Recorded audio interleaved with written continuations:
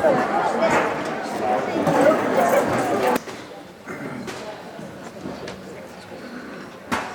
right, good evening, everyone. As Shane pulls up the PowerPoint, I can talk briefly about our agency, National Weather Service. Most of you are probably familiar with us. We're located in Rancho Bernardo. We cover San Bernardino, Riverside, Orange, and San Diego counties. We're a 24/7 facility, so we're not on call. We're operating 24 hours a day, 365, monitoring weather, either making predictions, monitoring what's currently going on, and also in the case of like the Cranston Fire, issuing warning messages. We'll talk a little bit about how those messages go from us to your house. Here's a picture on the PowerPoint of the thunderstorms that were building on Friday, August 17th. The thunderstorms were like you would expect with a thunderstorm, sporadic, hit or miss. Well, we had seen thunderstorms on the Wednesday, the Thursday, and then leading up to Friday in and around the burn scar. So we worked very closely with the United States Geological Survey, United States Forest Service, and a few other agencies to basically assess the fire scar or any fire scar and determine what amount of rain on that scar could bring debris flows or flooding.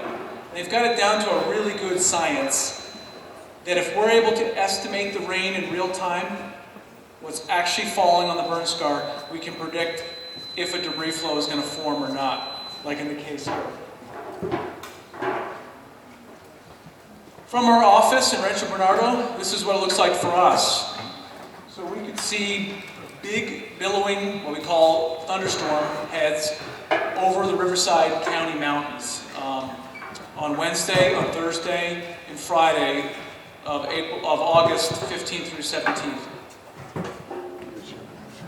Now, working with the U.S. Forest Service, the United States Geological Survey, they have a burn scar emergency assessment team that gets together, and they produce maps like this.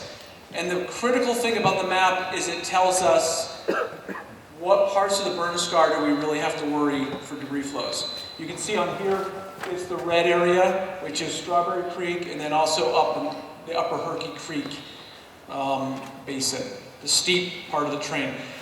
That's area where, based on aerial survey, walking on the ground, if possible, they've determined that those areas are severely burned, and they have a high likelihood, over 80% chance, and you saw one of the debris flows on Friday, of the land actually giving way with rain in what we call a debris flow coming down the mountain. Now, what we do at the National Weather Service is that we can actually target specific areas where the heaviest rain is occurring. We call it a polygon. It's basically an adjustable area where we can say, okay, this area's had too much rain, this area downstream is going to get that runoff, like Hurkey Creek, for example. And so that is the area we can issue a flash flood warning type message, which basically means flooding is imminent. Now, the important thing is within these messages, and emergency management helps out with this a lot, within these messages, we target specific basins, creeks, and roads, okay? And of course, we mentioned the Cranston Fire in the case of Friday event as well. You can get that information as well. We'll talk a little bit about how you can get that. On our weather radar, you might be a little bit hard to see, but the bright green areas are where we were seeing on that Friday afternoon 1 inch to 1.5 inches of rainfall. And here's the key. We hear about this a lot. When we talk about storms coming in, it's not the total amount of rain, it's the duration. It's the amount of time that the rain came down in. So what we really focus on with debris flows on any fire scar is the rain rate, or how much rain in 1 hour type of thing.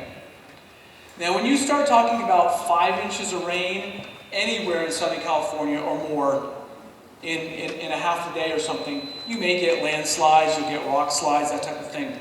But with the burn scars, they're really sensitive even Montecito, where they saw 2 inches in 1 hour, they're really sensitive to the rainfall rate. And remember, just like the video showed, the rain could be miles away, and you still get that debris flow. This here is how our radar can estimate the rainfall. And I say the word estimate, but to be honest with you, it's scientifically extremely good.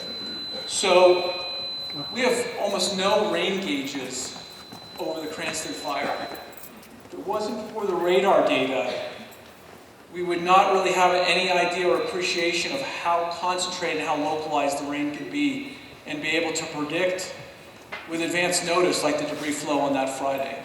So the radar data, we call it estimated, but it's quite accurate in terms of how much rain has been calibrated to be in the sky, how much rain is coming down onto the earth at any given location. Pretty cool technology. We can also break it down per basin, so that we're not just saying, okay, all the Cranston is at risk. We can break it down to basin and pinpoint warning information that, okay, it's Hurkey Creek. No, it's not Hurkey Creek, it's Strawberry Creek. So we can, maybe it's all the creeks, but we can pinpoint it like here. That particular event showed the loading, kind of like an avalanche in a winter storm. The loading was all occurring on the very upper part of Hurkey Creek, miles upstream. And that's all it took, was that inch of rain in about an hour to start that debris flow. I visited Lake Hemet, actually saw her again this evening when I drove by, and spoke with the campground and the hostess down there.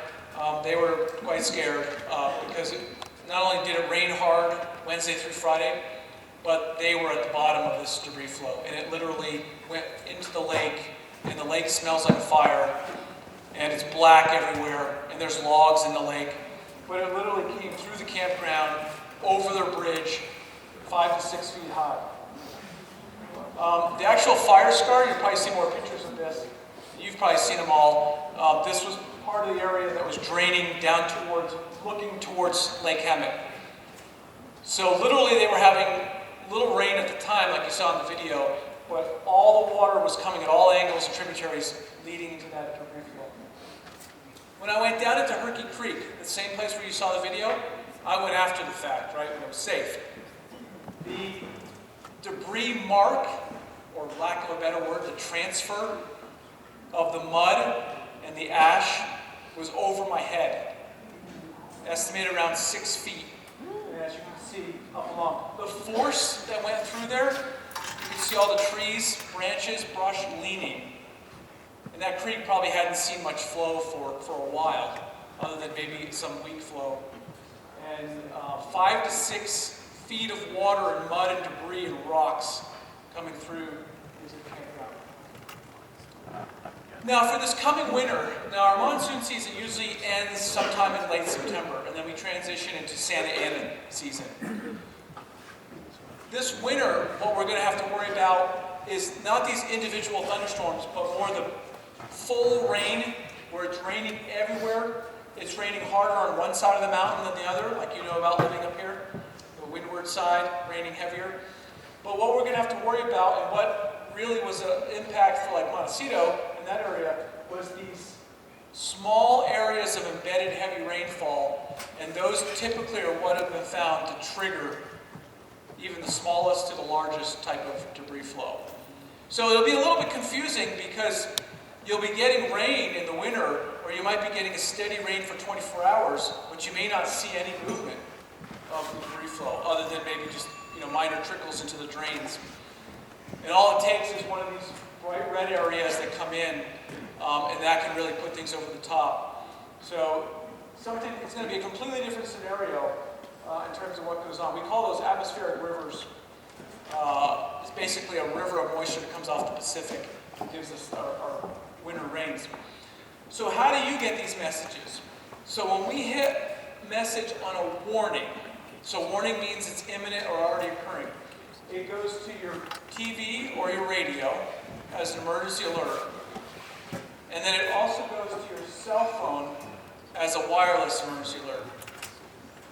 The good and the bad. So the cell phone technology relies on the towers being operational, like being on, functional. The good is that it doesn't require data. It uses radio frequencies. So even if your internet's down or your cell data's down, you can still get the message. In fact, my daughter has gotten messages on her phone before she got a real phone, because she only had Wi-Fi. And she was able to get a wireless emergency alert on her phone, even without a cellular plan. So it uses radio frequencies on an active phone. At this point, when you're getting a warning message like that, it's really at the point where you should have already invoked your plan, or you really got to go into plan B type of thing. But the most important thing is you've got to turn to Rivco Ready to find out the details of, is it this side of the mountain, that side of the mountain, this creek, or that creek?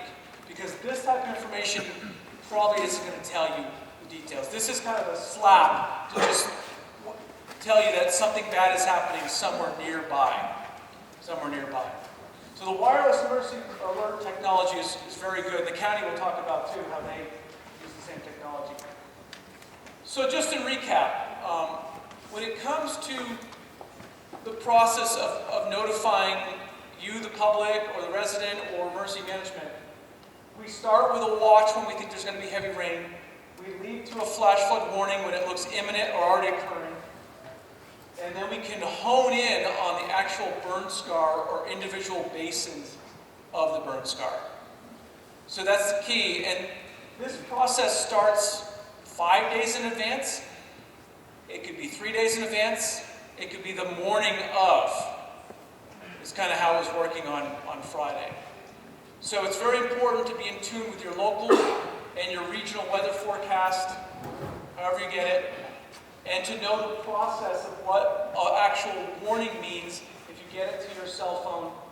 And it means you need to seek more information immediately, and you need to start thinking about that plan.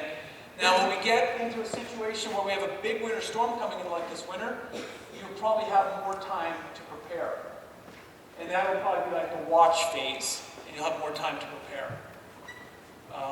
In the monsoon summer, we've got another 3 or 4 weeks of it, potentially. Not this upcoming week, but 3 or 4 weeks until we can really transition into a different season. It's going to be a little bit difficult because it's very hit or miss, like you saw on that Wednesday through Friday event, but nonetheless, just as impactful as we might see in a winter storm. That's all I got, and I think we're going to save questions at the end, right? Okay, thank you.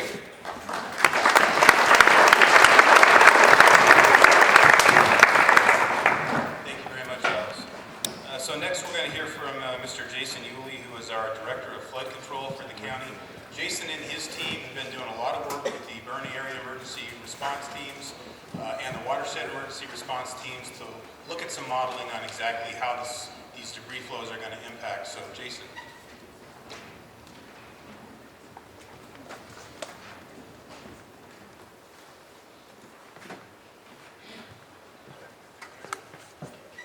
So good evening. My name is Jason Yulee. I'm the General Manager of the Riverside County Flood Control and Water Conservation District, and I'm part of a very large team of people that have been looking at this mountain. A number of state, local, and federal agencies trying to assess risk and figure out how to communicate that risk to you so that you guys can make sure that you're protecting yourselves, your properties, and your families. And so today what I'd like to do is talk a little bit about some of the risk maps that we prepared for you to help you understand risk, and also talk a little bit about property preparedness things that you'll need to be thinking about as we go through this winter season. And so I bet everybody was pretty relieved when the fire was over. You know, yay, we survived the fire. And I know some people lost homes, but really the risk is just beginning. And you know, Alex touched on that. Is after this fire, you have all the vegetation is burned off a lot of these hills.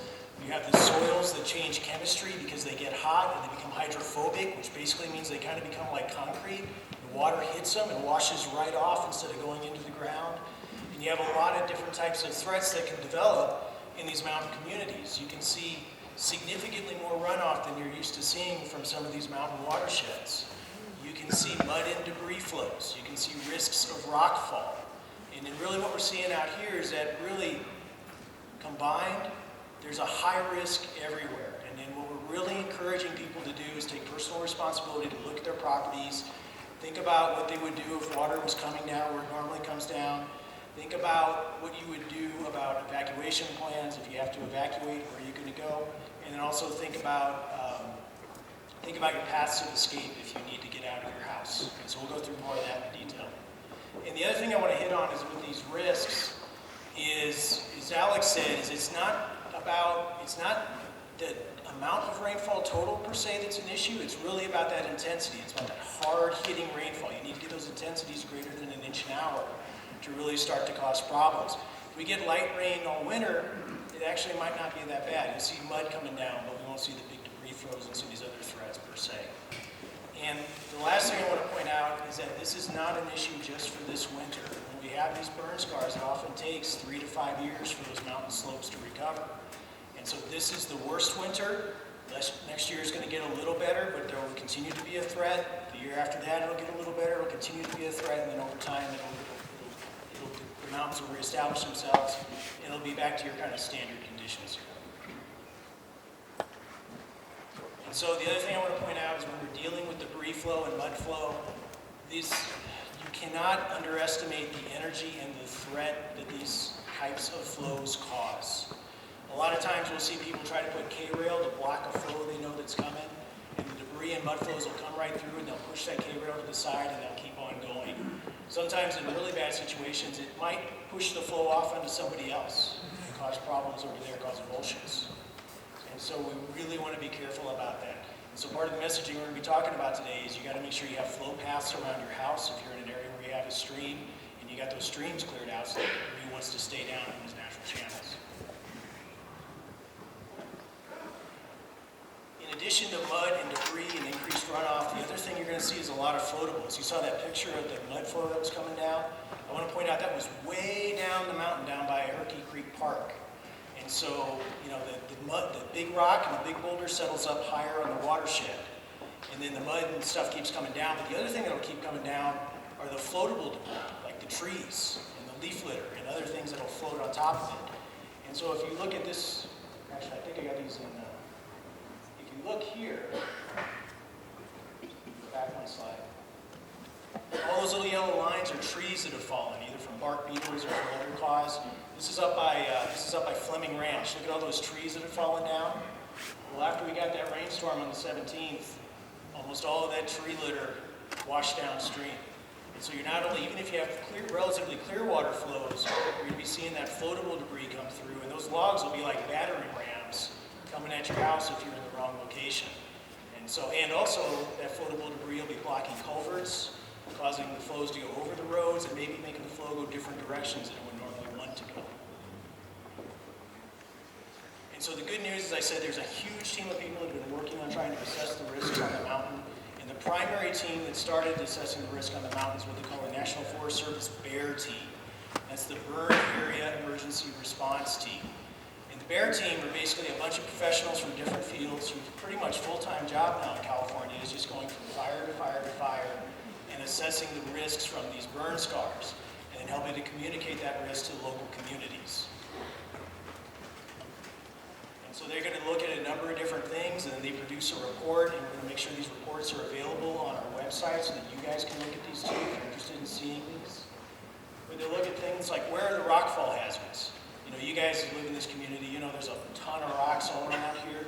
But where's there exacerbated risk of rockfall? And so they map that out.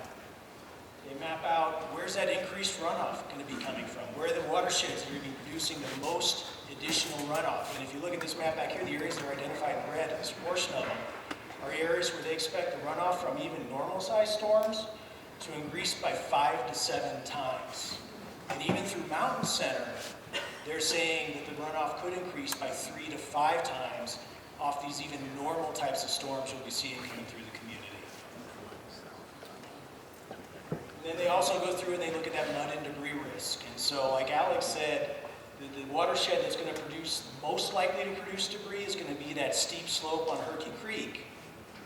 But even Mountain Center has a low to moderate risk of producing mud and debris flows. And so it might not see it on the smaller event, but there is a potential that you guys could see mud and debris flows coming through your community. So that's why we want everyone to be looking at their property and think how water moves around their property. And then just going back to that point, if you're up here on the mountain and you weren't evacuated or you didn't evacuate and you start to see signs of water rising or you hear loud noises, which debris flows sometimes have, think about what would I do? Would I go up into the second story of my house? Am I going to go take my family to a neighbor's house that's on high ground? Am I going to leave? Am I going to stay? Think about that ahead of time so you know what you're going to do.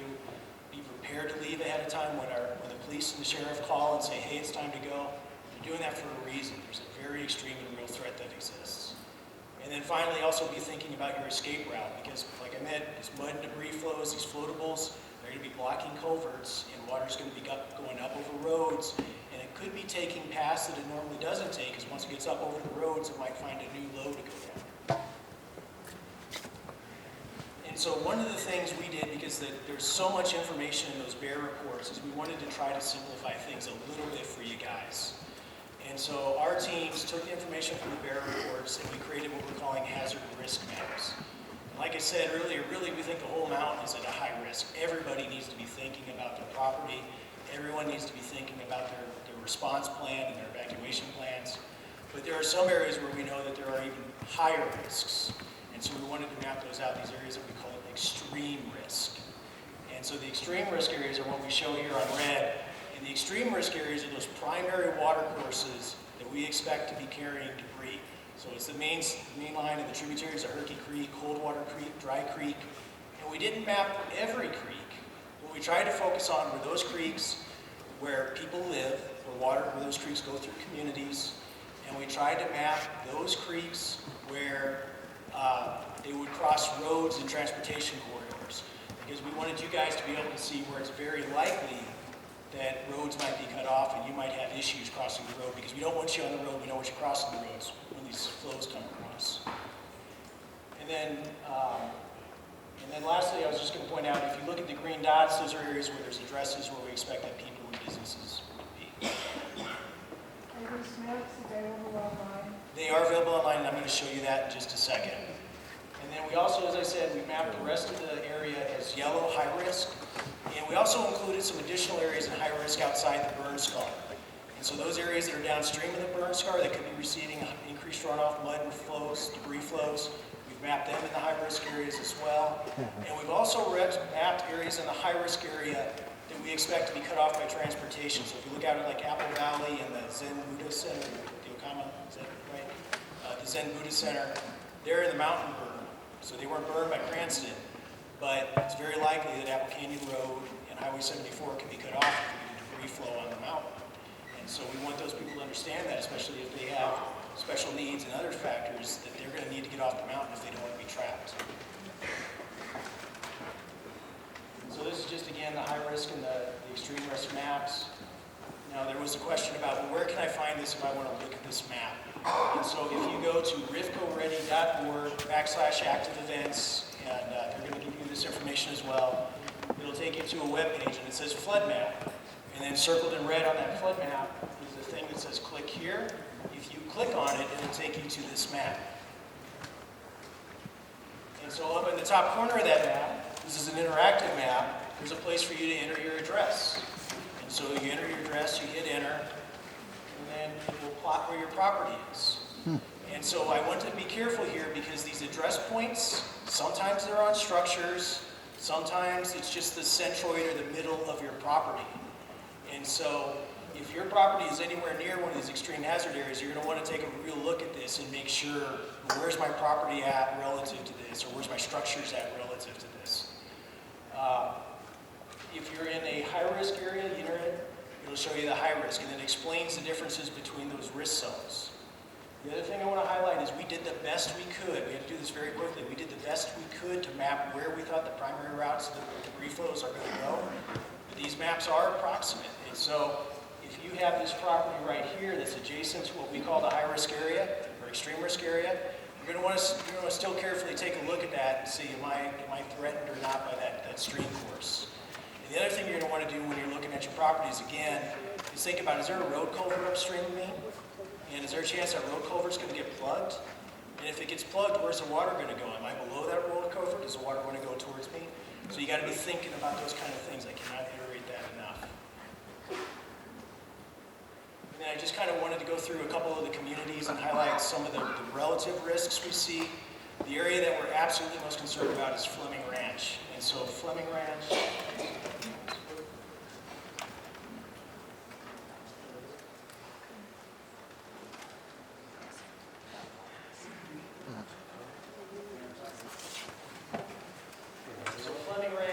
is this property right here. So if you look at it, I tried to extrude this into a 3D view. This is that extreme burn area in Hurkey Creek. It's these where you got these really steep slopes. You got 3 different stream courses coming down here. And I kind of glossed over it earlier, but we saw Volkswagen-sized debris, rocks, bouncing around in this area. And so this Fleming Ranch community is right at the foot of where these 3 streams coalesce. And they're going to have problems all winter long with debris flows and mud flows and so on and so forth. And so that community, the folks that live up there are really going to have to pay attention to what's going on and really pay attention to those evacuation warnings. And then this is just pointing out that we mapped, again, this red is that one of those primary draws on Hurkey Creek, the extreme risk areas, and that green dot. In this case, that's plotted where a structure is. That is on a structure. So we are very much concerned. We're also concerned about Hurkey Creek Park. Now the watershed starts to flatten out as it goes downstream, and so the bigger rock is going to tend to settle out, but we're going to see mud and smaller rock and floatables coming all the way down through Hurkey Creek Park. And as someone mentioned earlier, that's going to be coming around all the way down into Lake Hemet. So both those parks are going to be areas that are going to have to be evacuated or watched very carefully all through this winter season.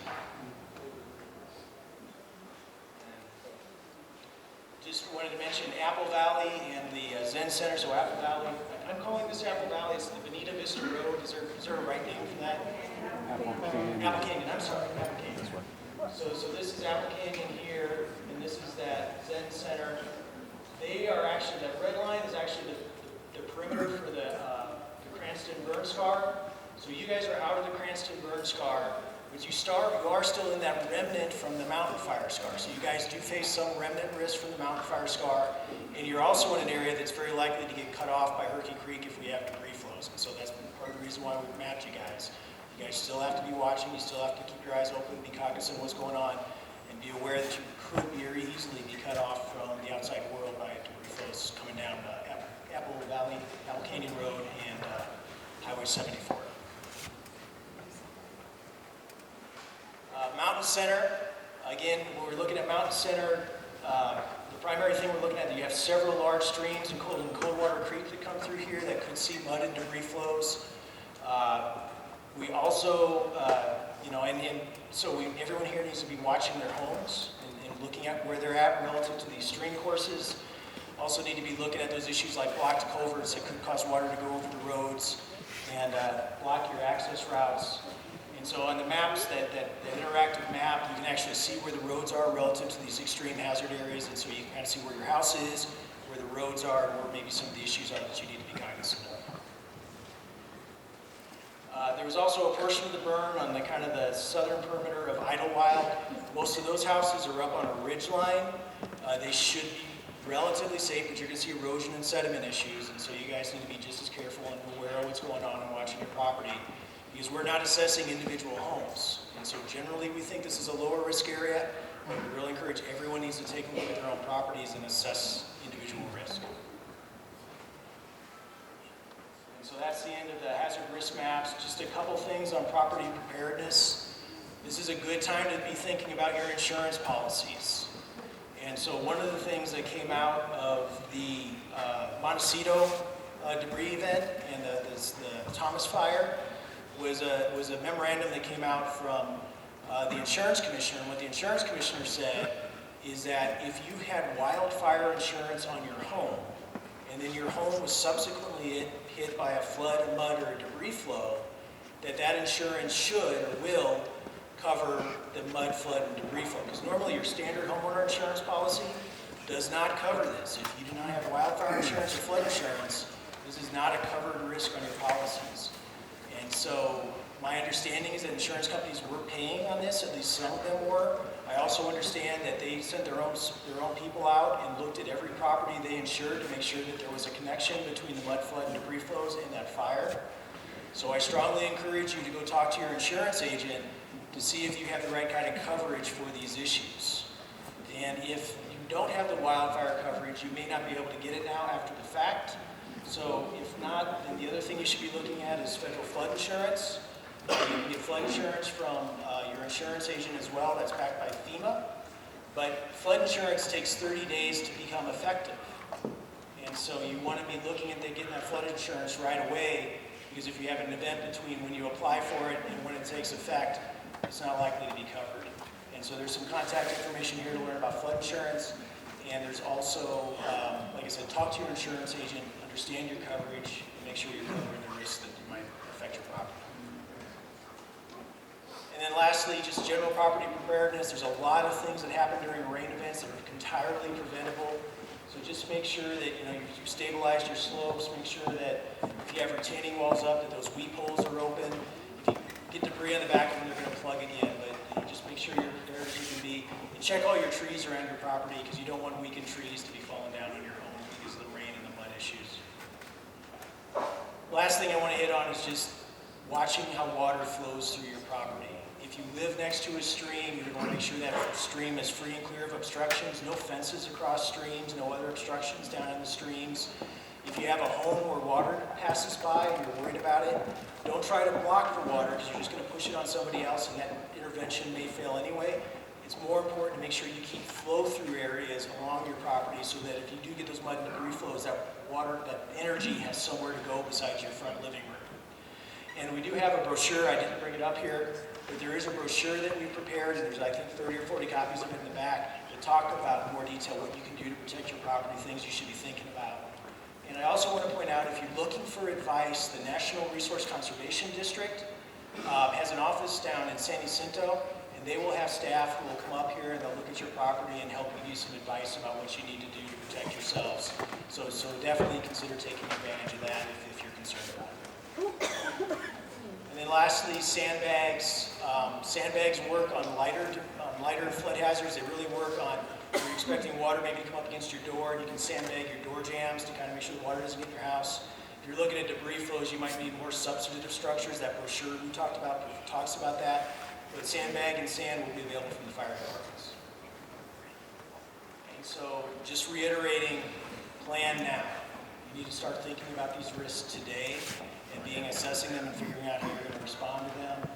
And then during the storm, be smart. Don't be on the road. Don't be trying to cross streams with water in them or mud or debris in them, because it is dangerous. And just make sure you're doing what you need to do to protect your family. And thank you guys for your time.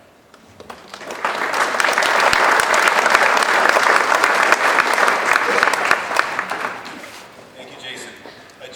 Just for everybody's information, that same website where you saw that risk map, all of the presentations from tonight will be posted on that website, so you don't have to remember all this stuff or be busy scribbling down some of these numbers. We'll have that on the website for you so that you can have that as a resource. Next, we're going to hear from the Riverside County Sheriff's Department. We have Lieutenant Zach Hall here, who's going to talk about some of our evacuation planning.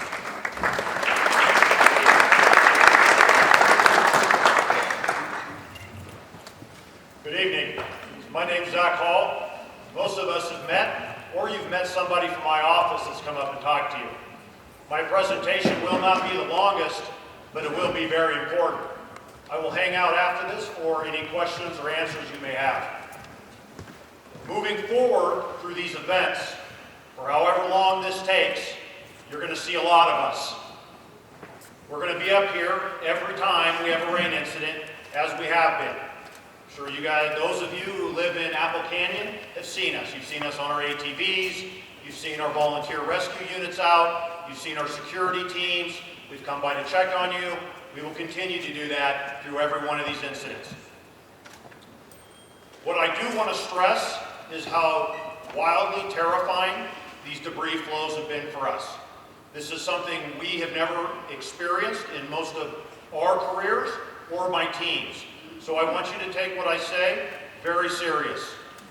Moving forward, you're going to get 2 warnings. One's a watch. They're going to explain how they come out from the alert systems in Riverside County. You heard from Alex. When you get the watch, it's time to go. As you're coming down the hill, or you're moving to a safe location, you're going to see us starting to pour into the area. We're going to be there in case something really bad happens. Hopefully, if something really bad happens, it just happens to stuff, not people. So when you get that watch, that's your 2 to 3 hours, best guess, time to go. That's when it's safe to get on the road.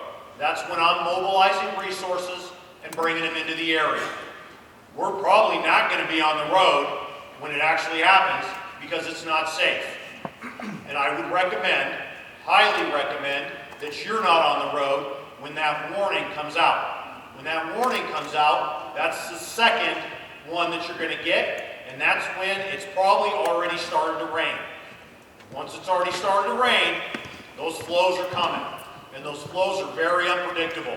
They're not safe for us to be out there, and they're surely not safe for you to be out there. So please, when you get the watch, now's time to move. Get off the hill, get to a much higher location, get to somewhere outside the burn scar, out and above, where debris flow will come from. And like I said, just because there's not burned area above you, doesn't mean the flow's not coming through your area. It comes down that hill like a water slide.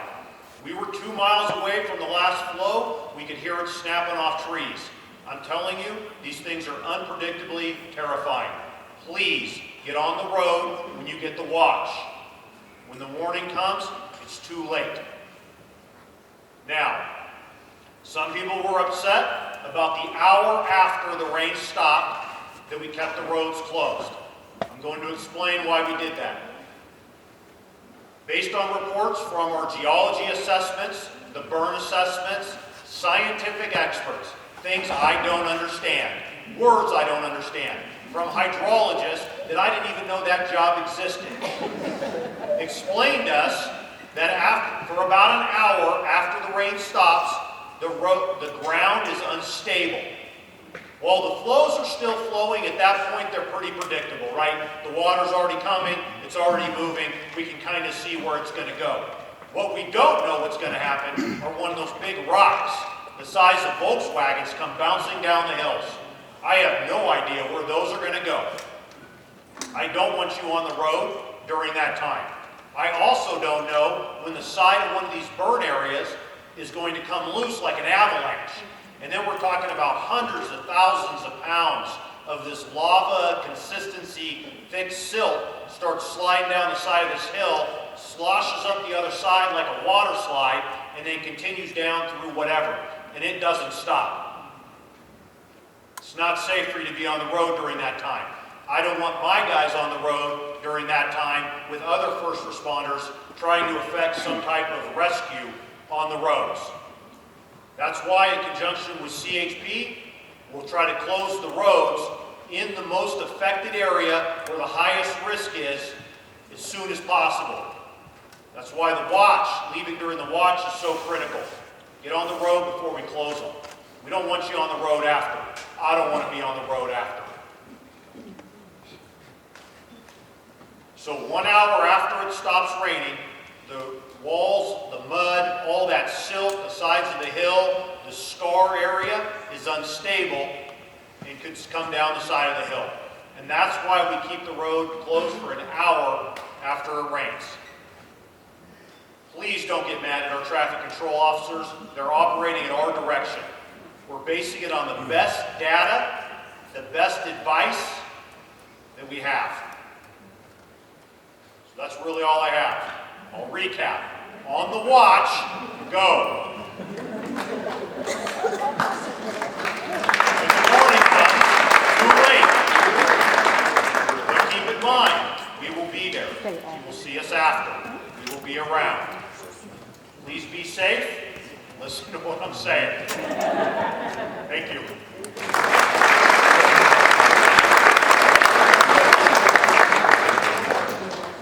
Thank you, Lieutenant Hall. So you can see we're very serious about this stuff, folks. Next, we're going to hear from Jerry Hagan from the Emergency Management Department. He's going to talk about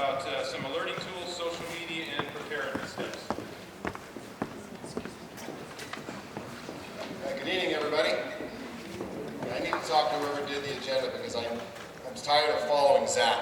How do you follow that? Seriously. So we heard Alex and we heard Lieutenant Hall both talk about the alert and warning system and how you're going to receive these warnings. And Alex talked about WIA, the Wireless Emergency Alert System, and how they're going to use that. And those are very short messages. And in the case of WIA, it's going to come out basically when it's a warning. And we all heard the lieutenant say that the warning is kind of when it's too late, right? So, how do you get your message? Well, you know something's coming. So, alert Rivco. We call it alert Rivco. Okay. Now, when you came in, you were probably handed a piece of paper. It says alert Rivco on it. Our senior information specialist book probably handed it to you. I may have been standing there handing you one. And if you've been up on the mountain when I'm around, I'm probably walking around with it, putting it in your face, asking you to fill it out. If you haven't yet, please fill that out before you leave today. That is how we are going to warn you. That's how we're going to get you that watch. And remember, a watch, it's time to leave. And a warning is, you should have listened and left. But we have other tools in our toolbox. We don't put all our eggs in one basket and just try to warn you with one system. Because these systems are made by people, and we have fail points. So we're going to use WIA, we're going to use Alert Rivco, we're going to use social media. Okay? Who here is on Twitter? If you're on Twitter, at Rivco Ready. At Rivco Ready. Sign up. Follow us. We're going to give you a lot of good information. Okay? But we're going to put it out through there. I'm told that our Facebook page is now up and running. Okay? And who here is on Facebook? Okay? We made the title, we made the name of the page very simple. County of Riverside Emergency Management Department. We all see the irony in that, right? Follow us on Twitter. Follow us on Facebook. There are some really well-connected groups up here on the mountain that get their information from us. We feed information into some of the Facebook pages up here. If you're on those pages, listen to what's being told. Okay? Who here even knew AM radio still existed? It does, and it's alive and well in the form of WNKI 1610 on your AM radio dial. Winky, when the power was out, when there was no internet, when you couldn't watch your television, if you didn't have fresh batteries in your radio, or, well, you did have fresh batteries in your radio, Winky was there the entire time with warnings, alerts, notifications, PSAs, information. And it's still up, and it's going to stay up. It's being revived. It kind of went away for a while. It's back now. Okay? Remember, 1610 on your AM radio. Okay? We put out a lot of good information. When things bad start to happen, tune your radio. Okay? How many folks here own a business or a nonprofit, even if it's operated out of your home? Okay? We were told today we've been approved by the Small Business Administration for some sort of recovery activity. I've got some paperwork back here at our table for economic injury declaration. If you've got a business, please pick one of those up, and there's a business card with it. Okay? That'll go to our business representative. I'm going to close out by saying some of the things I say every time I'm up here, every time I teach CERT, and every time I get a class. Folks, build a go kit. Build a go kit. Be ready to leave. The fire department's had this out there for a long time. Ready, set, go. Okay? Have a kit. Okay? Make a plan. Okay? A plan isn't just in your head thinking, well, maybe we'll do this if this happens, or plan A or plan B. Write it down. It can be 2 steps. Grab kit, go to car. Write it down. Human nature. You're going to default to what you've trained yourself to do. If you've trained yourself to follow your list, that's what you're going to do when things get bad. Okay? Lastly, we've heard about the website Rivco Ready, rivcoready.org. It's a great website. We have packed it full of information. As Jason said, all the information from tonight is going to be on there. Everything we've put out is going to be on there. We can't be everywhere, there's only a few of us. But we have the power of social media and we have the power of the internet. And so we're leaving all of that information for you to get. That's all I have this evening.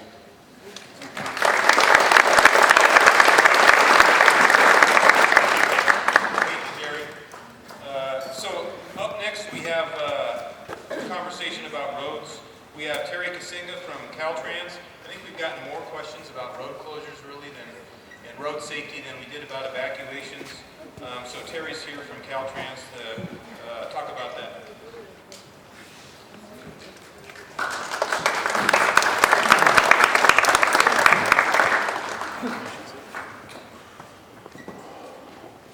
Good evening. We're going to show you a video really quick that was made in my office about, well, it started during the fire and released about a week after the fire was out.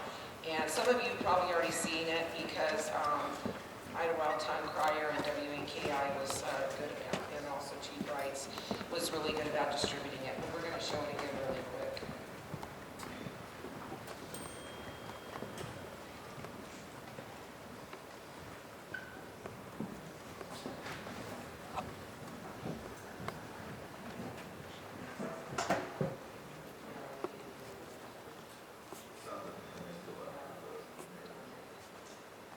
All right, well, basically what you're looking at is just an intro that's telling you what the fire was all about, how many acres it burned, how many homes were burned, the injuries, that kind of thing. And then we have somebody talking about the area that was burned. This is along State Route 74, some of the work that Caltrans was doing right after the fire to clear out some of those shoulders, waiting on the contractor to get in there. This is from the Montecito flood up north earlier this year, which was extremely tragic. There was a lot of loss of life and property and some extreme damage to state highways. That's Lieutenant Purvis there in the CHP airplane flying over the burn area. Richard Rusnak is our Caltrans geologist. It is still and has spent quite a bit of time up here reviewing these roads and then also working with the bear assessment team. This is just telling you that once the road closes, you should already be gone. And we'll talk about some of the reasons why you should already be gone by the time you get these alert systems and the road is closed. So again, that's the CHP flying us over the burn scar area with our geologist and Lieutenant Purvis with the Sheriff's Department. That is a debris flow that happened during the Valley Fire on 38 a couple of months ago. And that fire actually brought down a 10-foot wall of mud in 3 sections of State Route 38 on the second day of the fire. Alex called and said, we're going to get a storm, and we did. And it sat right over Mountain Home Center there, Valley of the Falls. And I have never seen a debris flow that big come across our highway. And just just sit on the road like a lava flow. I've seen it take out highways, but I've never seen anything just come across and park itself right on the road, and that's where it landed, and it crossed 3 different sections. So that's Darren Meyer, our PIO with CHP, talking about getting ready and going and the probability of the road closing once we do get rain. And again, some sites and websites that you can utilize to get information for rivco.org and our quick map.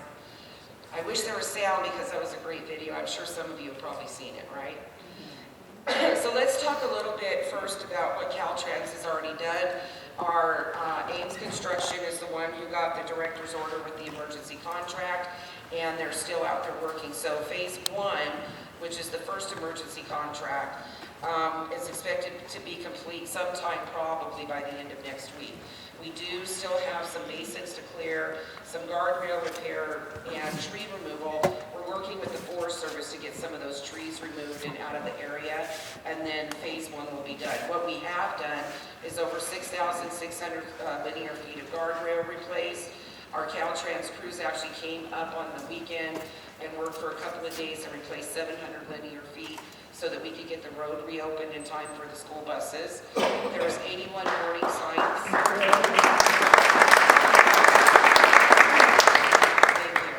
you. 81 warning signs were replaced, 9 were regulatory. noticed that today driving up, and these were signs that we had made quickly and bought, and they're everywhere. And so those are in place.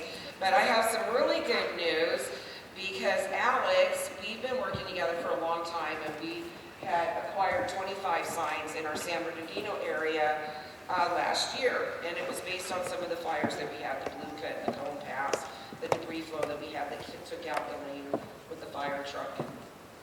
Hopefully that doesn't happen up here. So we had these signs, and we're installing them throughout the San Bernardino and Riverside desert locations and mountain routes. Well, now we've had this fire over here, and then the Hurkey fire, which flared up again today, and we have these events that are, it's not if, it's when we're going to get a debris flow across our road and have to close it for an amount of time to make repairs. So Alex has given us a bunch of these signs, 14, and then how many have I taken back tonight, Alex? Another 14 tonight. So, you know, the 28 signs we're going to be installing on wood posts like we did the others throughout this area, all the way along 74 and 243, that'll say turn around, don't drive. And we are very serious about that message. I know it sounds funny, and a lot of people, you know, they read it and they think, oh, that's cute. It's a little rhyme. But we are serious. Because honestly, I brought this up at the meeting the other day that we had last week. And I said, you know, if they haven't evacuated, 74 is going to close, they're not going to be able to get out. And they're like, well, the county road is going to close before they can even get to the 74. So if you've got a debris flow that closes 74, odds are another road is going to be closed in your neighborhood like it was in Apple Canyon before you can even get to a state highway. So like we were talking about today, most importantly, you have got to get out in advance. And we're telling people to stay on the high ground, don't take the 74, take the 243 on the backside toward Banning. Stay out of the burn area once you're leaving. Once the road closes, I can't tell you when it's going to reopen, and we'll get into that at the end. Let me finish off some of the other stuff that we did. I'll go quick. 200 object markers, 200 guardrail delineators, 50 post mile markers, restripe 8 miles of fog line and center line on 74, 3 miles on the 243. 33 culverts have been cleaned and video inspected on State Route 74 to date. 5 culverts remain to inspect on 74 and 15 on the 243, which is going to happen this week. The subcontractor in Caltrans is doing all of the culvert work. Our tree crews from Districts 8, also from San Diego, Orange County, and Los Angeles came out here the weekend after the fire, and in 2 days removed or felled over 326 trees. And that was big. It was big. That was a lot of work. Our tree crews are not really large, but there was a group of about 50 people that were out here working over that weekend to fall those trees. Caltrans crews from Hemet and King Camp are continuing to do culvert and berm work throughout 74 and 243. I'm sure you see them out there every day. Just an update really quick on the emergency project. It started right before the fire. They actually had to get out of there to escape the fire. They're rebuilding that culvert over there, and they've got the new culvert in place. They need to reconstruct the embankment and the eastbound lane. They need to reinstall the guardrail and pave the road bed. Next week, they're going to install a dike and construct concrete basin at the inlet, stabilize slope, and traffic stripe. So right now, they're working Monday through Friday, 6 a.m. to 6 p.m., and they're hoping to finish this project by next week, so we'll be out of there on that one, because I know you've been having to sit through the traffic control. Okay, we are still working with the Forest Service to remove some of the debris and logs. You still see some of those along the highway as you drive around, and we're still working on that. Once phase 1 is done, we will immediately start phase 2 of the emergency contract, the director's order. We've requested $25 million. It has not been approved yet, but we're going to start work on what we need to do in the beginning. And we're going to first begin with rock scaling and rock slope excavation to widen shoulders. When we do rock scaling, it's when we have our climbing crews come up, and you've probably seen some of them up here in the past over on 243, and we take rock off of the slough of these slopes. And you know that we have to do traffic control, and there's traffic holds for that. So expect that coming in the next phase. But we're gonna start that work immediately, and then we're gonna move into more of the drainage repair, the erosion control, the rock slope protection barriers. We will be placing some of those. They're the netting that you see on the side of the road that hold up the slopes and they collect the rock when it comes down. Culvert work, a lot of you may know this. Most of our culverts up here are well over 60, 70, 80 years old. They're old. Strawberry Creek Bridge is, I don't know, 60 years old, something like that. We've got to increase the size of our culverts. And back 100 years ago, maybe they worked okay, but it's time to replace them. And so that's some of the work that we're going to be going after that $25 million for, because our geologists have come in here and looked at over 150 culverts along 74 and 243, and most of them really do need to be replaced. So there's a priority list that we have that we're going to be looking at and doing most critical first. So, let me just go through some. I'm going to take an excerpt out of the report that we were given by our own geologists so that you know the severity of what our own geologists are saying. Debris flows that overtop the road have the potential to erode and undermine the roadway embankments, making the roadway unsafe for travel. The watershed characteristics and geomorphology suggest that mud and debris flows will impact burn segments of 74, 243, and that significant mud and debris flows could impact Strawberry Creek Bridge, Dry Creek Crossing, Hurkey Creek Bridge, as well as State Route 243 at the Arc Culvert.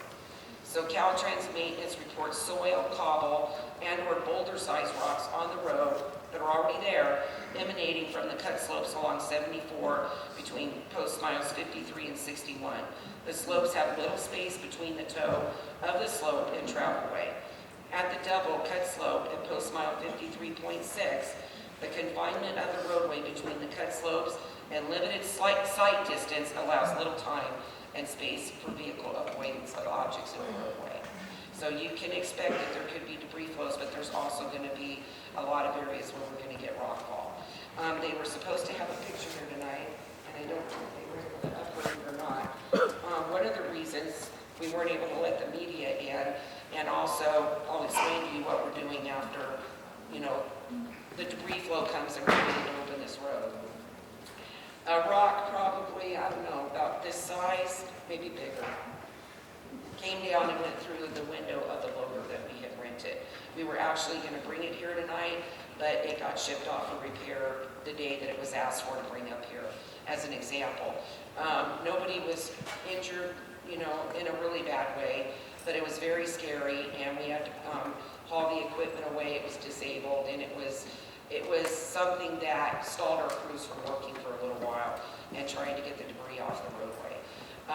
One of the other reasons that roads don't get open very quickly is because we have people coming out to assess the damages. I remember when the 330 caved in 3 locations. It was a rainy night on the first day of Christmas. I think it was back in 2010 and 2008. And it came down hard all at one time. We had maintenance crews out there plowing the route on rock patrol. And there was people that actually got trapped by some rock slides in a couple of locations. And the maintenance crews came through and started escorting these people in the middle of the night up the 330 to get them to safety. Well, when they got to the top, they knew that there was some real problems happening down below. When they got to the top of the route, the CHP had gone down to check on things, and in one location further down, there was no road at all. So eventually, in 2 other locations that people had, crews and CHP had driven over, it had collapsed. After this, it just totally eroded the culverts, and when it did, it came down the highway for miles, and it started taking out culverts as it went. And it took us about 6 months to, rebuild the road from the ground up, and we're still replacing culverts up there. So you have very old culvert systems here that are going to be replaced with future projects. But we want you to know, just like the sheriff said, and Riverside County EMD, we're not messing around. Once the road is closed, it's too late for you to get out. Go early, heed the warnings, and be ready. Thank you.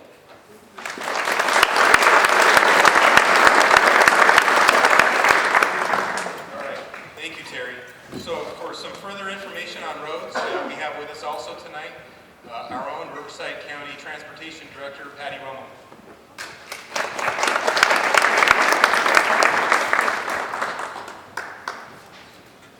Okay, there's not a lot left to be said. There's been a lot that's been said about roads tonight.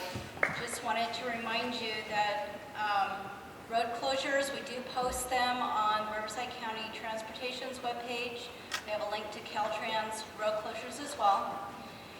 And if you're not on Twitter, I would encourage you to sign up and follow us, because when we close a road and when we open a road, we post it. So that's your window in so that you can find out what's going on, the latest information. Also, in the back of the room, there's information on Rivco Mobile. It's a new cell app that we have that you can use on your cell phone, so that after the storm goes by and we're out there repairing roads, if there's something in your community that you would like to make us aware of, on your phone, you can take a picture and send it to us, and we get it right away. So make sure you sign up for that. It's a good way for us to communicate so that we're hearing from you the damage that you're seeing out there. But please, when the roads are closed, pay attention to the signs. Don't try to cross. It's more than just the turn around and don't drown. You've heard it's more than water. You've got a lot of debris and mud flow coming through there, and it doesn't take much to sweep a car away. And you start to go through, and it may look like it's a small flow, but it's not much time that will pass where a large flow will come through. We wouldn't want you halfway through the road to get swept away. So please, please, please pay attention to those signs. Leave early, and once the roads are closed, don't cross them. And there's information on Rivco Ready, and we've got information on the transportation webpage as well, so stay informed. Thank you.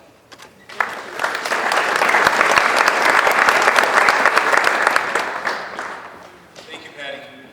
Next, we're going to hear from CAL FIRE Riverside County Fire Battalion Chief Robert Fish, who's going to talk about reporting on life safety and imminent property damage. Good evening, everyone. Again, it's already been said. Obviously, the danger that you as a community and us as responders face is predictable and has the potential for great peril. The thing that I want to reinforce with you, because it will be my folks and the other fire departments who will respond to pull you out of your vehicles or out of the waterways, is don't go there.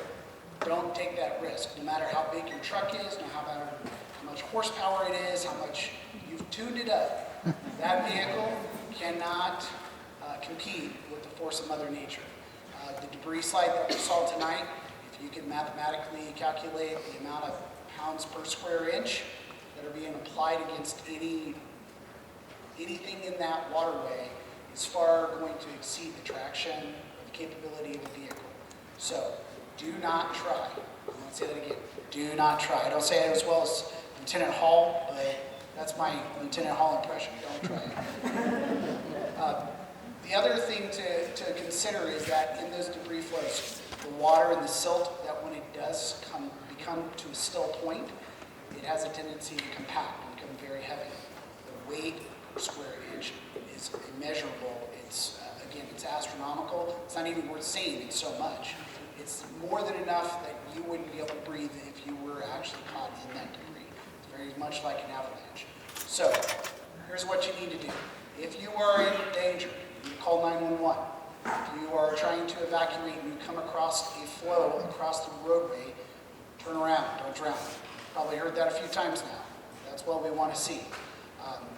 Again, if you call 911, our dispatchers are going to ask you a series of questions if you're in immediate peril, and they're going to provide you instructions, and they're also going to provide us instructions or information about what they've told you to do, and we're going to coordinate our response with the Sheriff's Department, and we're going to do our best to ensure that you are all safe.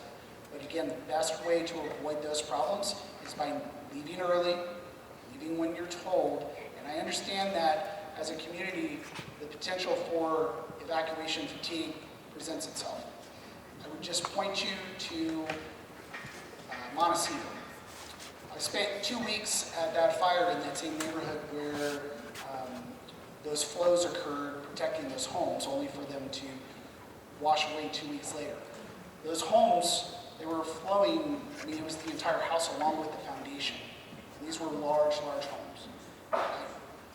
Let's just be prepared. Let's not get caught or lulled into a sense of complacency or I've lived here, I've already heard this from a few of you, maybe not in this room, but this concerns me. I've lived here 30 years, this has never happened, it's never going to happen.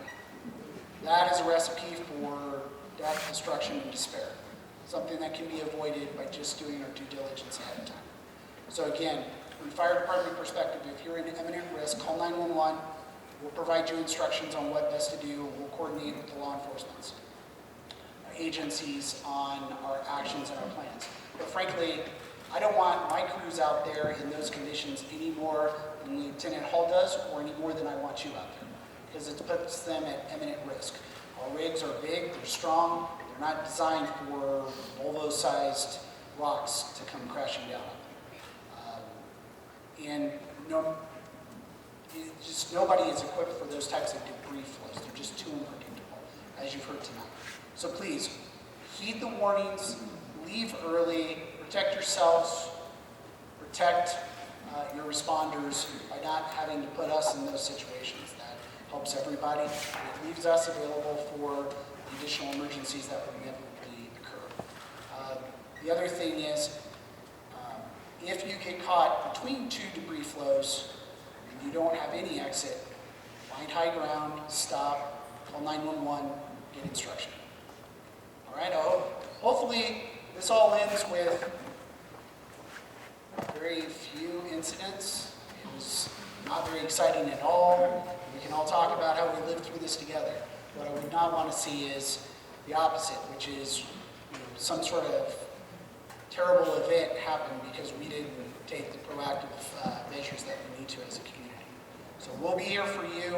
Please be here for us. Together we'll get through it. In a couple of years we can all look back upon it and hopefully say that it all came out positive. So thank you and good night.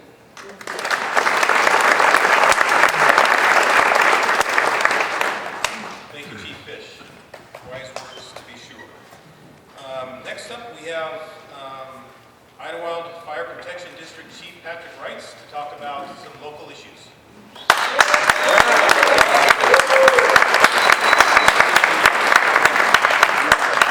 Good evening. Are we all equally depressed? We don't want you to be depressed. We want you to be motivated. We want you to be prepared. And that's really what this is about tonight.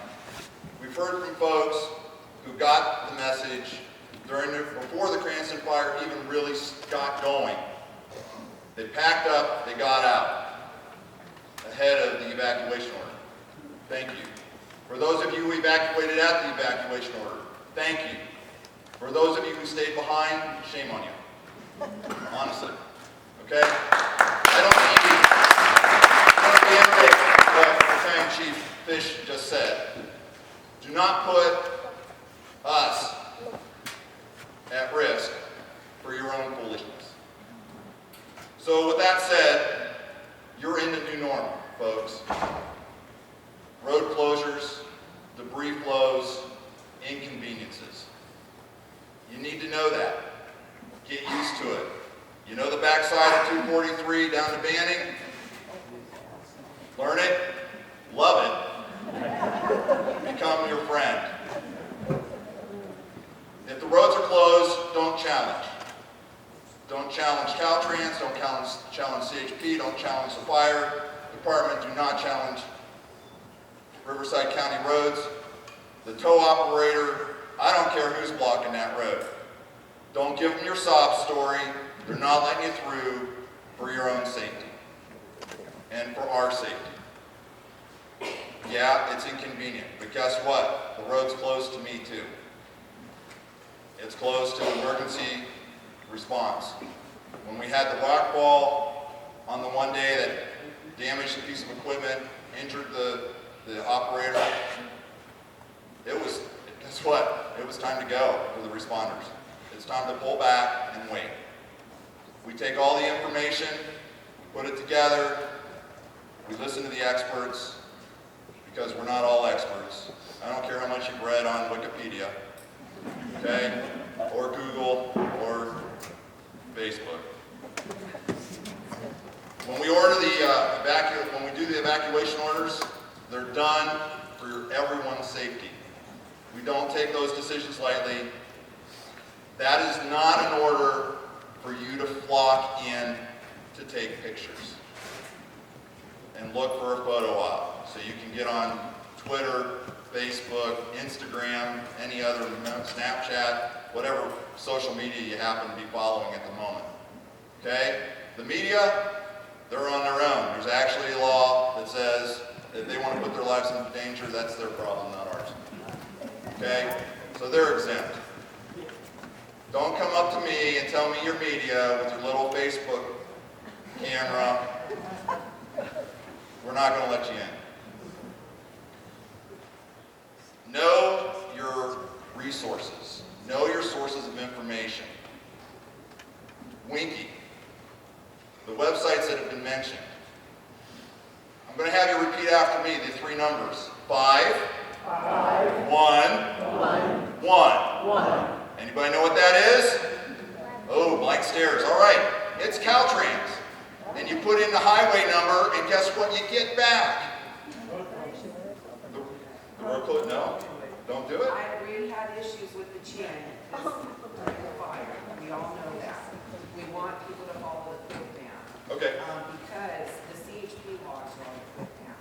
Good And enough. that's the best information. So the most up-to-date is going to be Quick Map, which was my second information. Thank you, Quick Terry. map is number one because the chin is not always 100% accurate. It's slow, and we just really don't want people to use it. So did everybody hear that? So 511 is a secondary. Go to your Quick Maps. There is an app on your phone.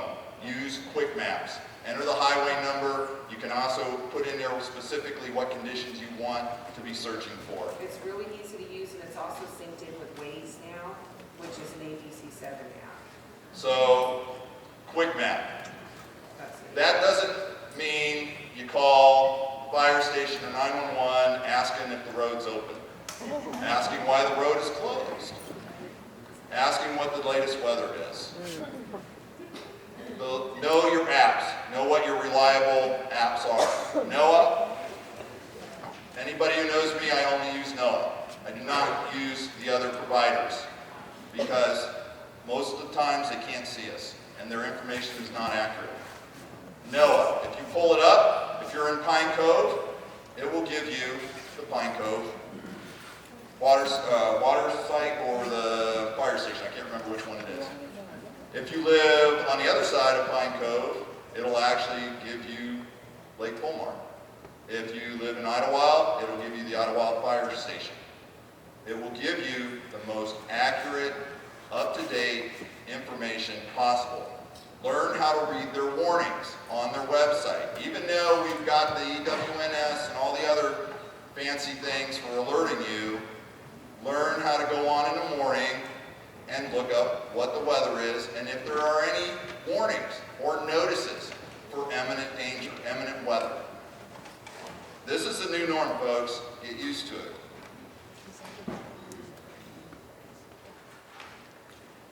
I'm making sure I got everything here.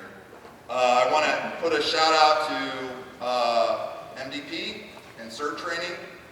Folks, nobody in this county, by my opinion, does it better than those of us on the mountaintop when it comes to being prepared and knowing how to do this.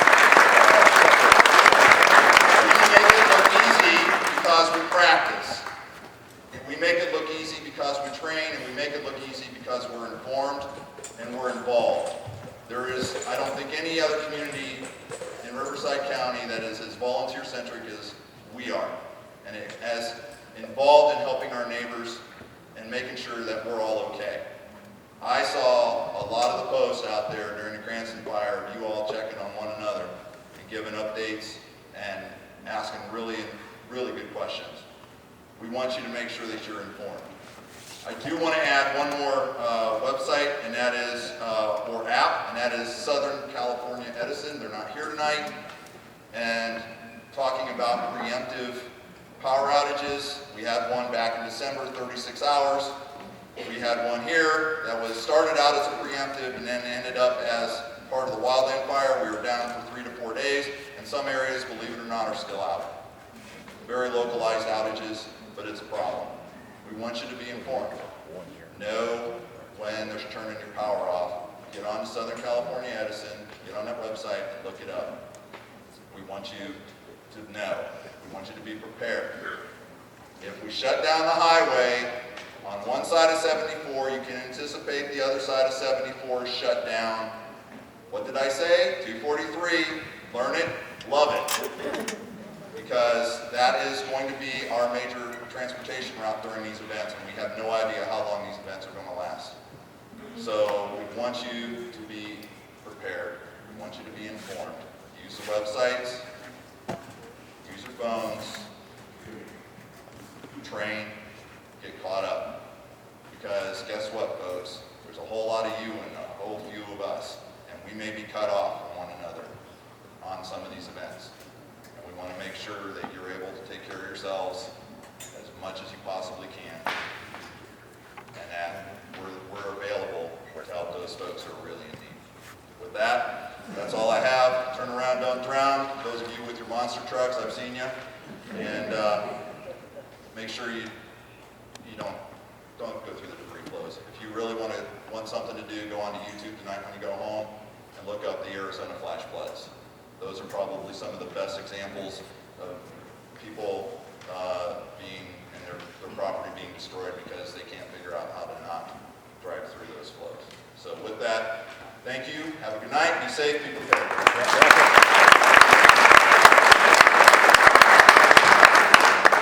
Thank you, Chief. We also have with us tonight representatives from our elected officials who have been with us and supported us and got obstacles out of the way for us so we can get resources both through the Cranston Fire and now in the aftermath and the planning we're doing for the inevitable debris flows and flooding. So first we have Brian Tisdale from Supervisor Chuck Washington's office. I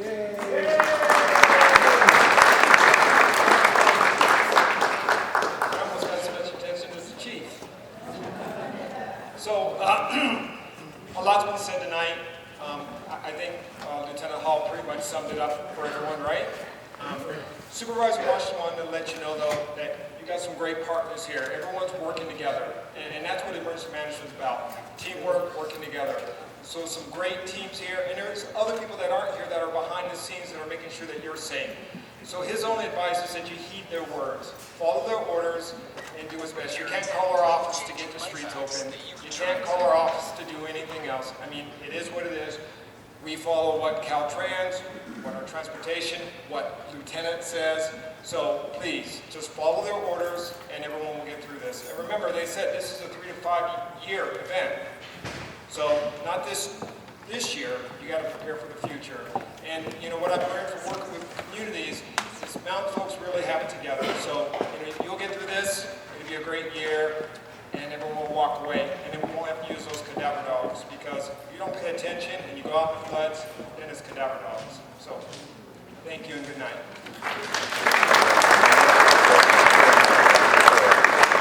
Thank you, Brian, and thank you, Supervisor Washington. We also have Daisy Partita from Congressman Raul Ruiz's office.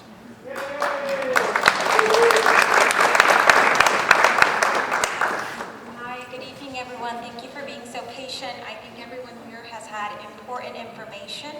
I'm a caseworker at the office of Congressman Raul Ruiz, and one of our most important goals is helping constituents work with federal agencies. Now, as many of you are aware of, unfortunately, the Cranston Fire did not meet any the threshold for FEMA assistance. Nonetheless, as Jerry mentioned, the U.S. Small Business Administration has opened funds to help those businesses that were affected by it. They're offering low-interest federal loans that help out. Some of them are loans as low as 3.61%, and for nonprofits, I believe they are 2.5%, and these are terms that can be up to 30 years. If you have any questions or you're wondering about eligibility criteria or anything like that, I highly encourage that you stop by at Jerry's table where they have the information on it. We've also printed out the press release that the Small Business Administration, also known as SBA, has printed out that has information to call and be able to get additional information. So I'm going to give you guys the number, okay, just in case if you guys want to write it down. The SBA's Customer Service Center can be reached at 800-659-2955. We will also have that information in the back. And we've also been notified that the Inland Empire Small Business Development Center is offering free personalized counseling for those businesses affected and are working towards recovery. Their number, I believe, is 951-781-2345, but you're more than welcome to stop at the table. And I always tell people, like the congressman says, feel free to call our office. We don't always have everything you need, but we will make sure to find it to ensure that you have the proper information, okay? Thank you so much.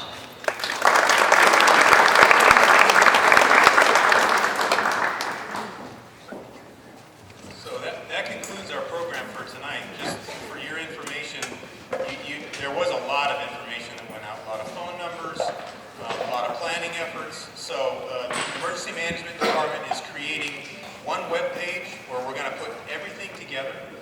It's called Storm Ready. It can be accessed by going to the rivco.org, rivcoready.org website, and we will have links to road closures, Caltrans County roads, any of the maps will have to be able to be accessed there, and all of the other information that you've heard tonight will all be able to be accessed there.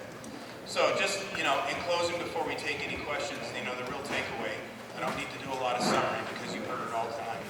Just know that we're here for you, everybody that you've heard tonight, and more, and the teams that support all of these disciplines that you saw here are here for you. But nothing that we can do in our planning efforts replaces the need for you to remain educated, the need for you to maintain situational awareness about what is going on in your environment. When the weather starts to turn, look for it, learn about it early, and then follow the directions that we have. So we will open it up to a few questions. We're not going to be able to answer everybody's questions, but everybody that you see here is going to remain, we will remain around the room so that you can approach people and ask questions. Well, you sure got my attention. When you're talking about boulders, logs, debris flow, that's pretty scary stuff. But I think you have a really strong message that you're trying to get us today, right? Yes. You're trying to bring that message across. So, and I appreciate Noah and all the other agencies being here. One of the things that seems to be really an important part is how do we get communicated to? During the Cranston Fire, we lost internet, we lost power, especially for multi-day events such as a rainstorm can be, correct?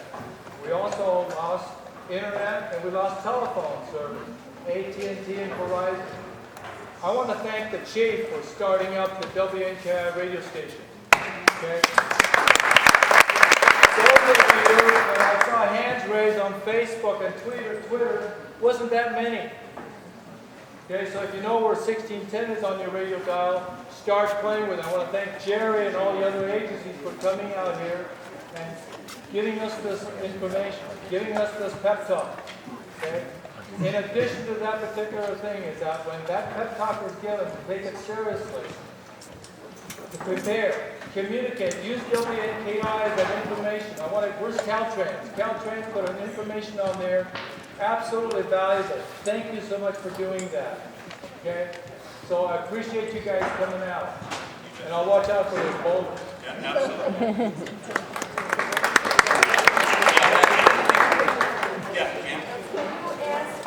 Address the problem of power loss through debris flow down the Strawberry.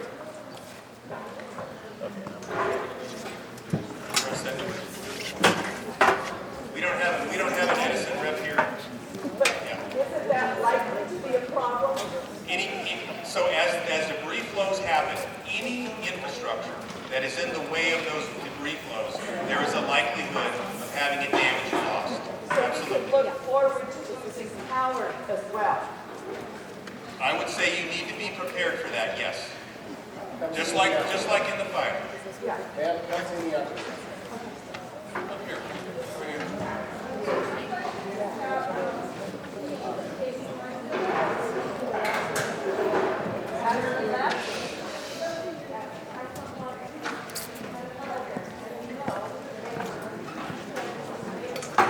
Is there a way all you officers can have a bus up?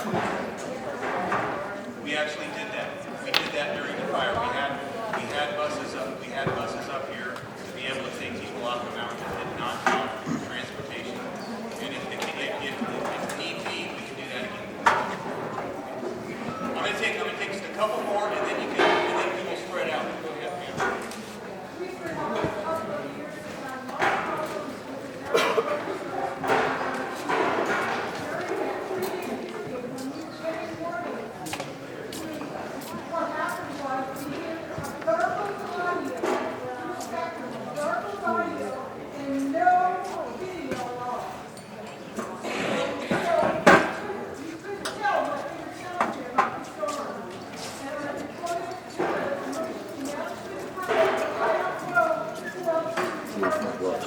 So, yeah, I don't necessarily think that's a weather service issue. It sounds like it's a provider issue for your cable.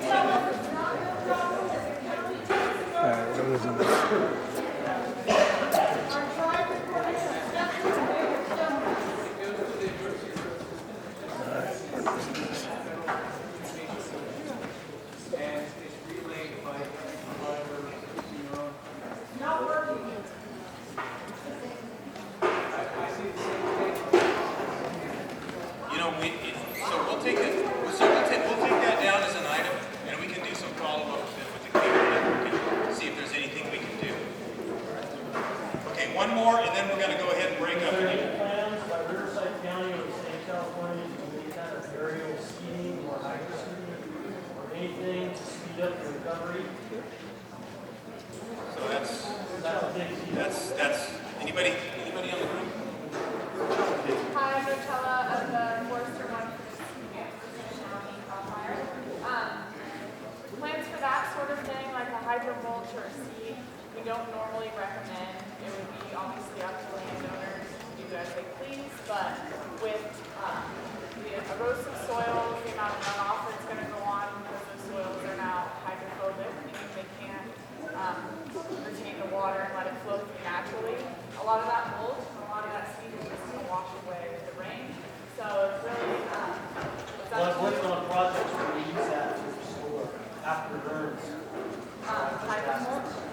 Again, it's up to landowners, but its effectiveness is fairly low, and I would also keep the warning that if there's contractors coming in from out of town and trying to sell you a product like that, be cautious of that and just be aware that it's not the most effective. We have a area I worked on the North Fork burn, maybe hillside on San Jacintos. It's up to you, but in terms of like whole aerial spreading and that sort of thing, we've seen that's not something that we do anymore, and that also. One of the things you gotta understand sir, also is ownership of land. So a lot of the land that was consumed by the fire is federal land. So Around this area, all the way along. Their rules about recovery are very specific. They're governed at Washington level. So I can't speak to those because I don't know them, but just know that it's not something that is, it's more complicated for a number of reasons, because the idea is to maintain the forest in its as natural state as possible, so that when it does recover, it recovers back to the natural state rather than something being done and introduce invasive species or other problems that then become problems downstream. So it is complicated issue. So we're going to go ahead and call it there, folks. Thank you very much to the panel for coming, and they will continue to hang around for a little while. If you have questions, you can direct them to them. Thank you to Brooke Federico for setting this up, and everybody have a safe journey home tonight. Thank you.